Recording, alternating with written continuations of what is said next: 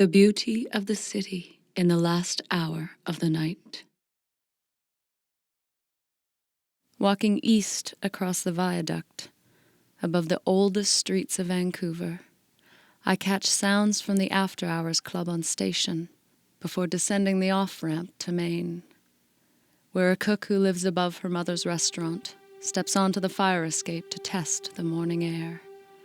Her curries vary with the weather, and today she will ship them by truck to a wedding in Cherry Creek. As the art teacher rooming above her prepares his morning lesson, and a man pushes newspapers into a box on Georgia, ignoring the fire crew tramping into the Cobalt Hotel with axes in their hands. That man could study chess for years and never become a grand master. While a watchman patrols the tracks and warehouses below Cordova, staring at the trucks spinning out of the loading bays, he knows he will never be able to afford the goods he protects, but is impressed with his own importance anyway.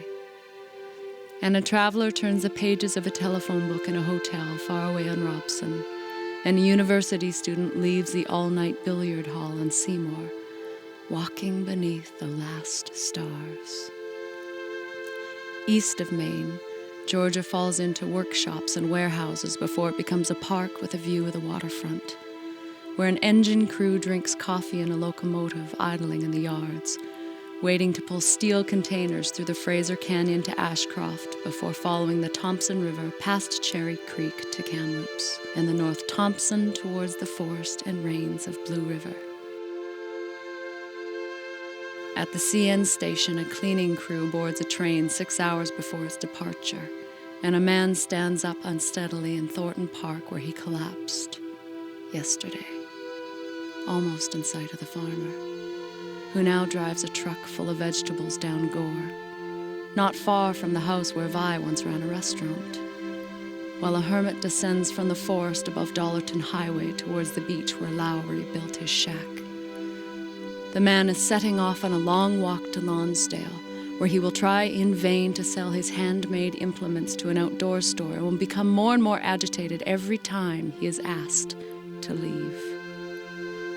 As a trucker approaching the city switches to stations he hasn't heard in weeks, and a mother rises an hour before waking her children to return to the book she hasn't read in days.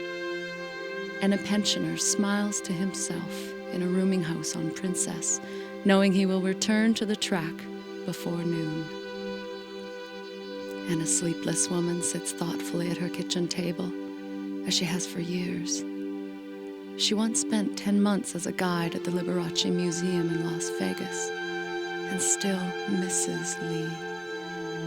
And the owner of a tattoo parlor revives the expressionist experiments of his teens, abandoned when poverty drove him from art school. He wants to complete one new painting before returning to his shop and the repetitious dragons of his trade.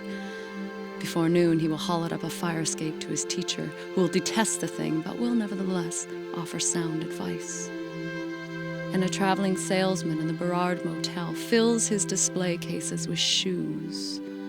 The children of the storekeeper await his visits because he gives them dimes. His name, I think, is Eddie Bebo. While a bailiff staples a notice to the door of a greengrocer's on Kiefer, and a woman on Broadway unlocks her fortune-telling shop for the card players who will soon leave the illicit social club behind the pizza parlor that never yet delivered a pizza. Her predictions are always pronounced with assurance, for the lines on the men's faces leave no need to search their hands.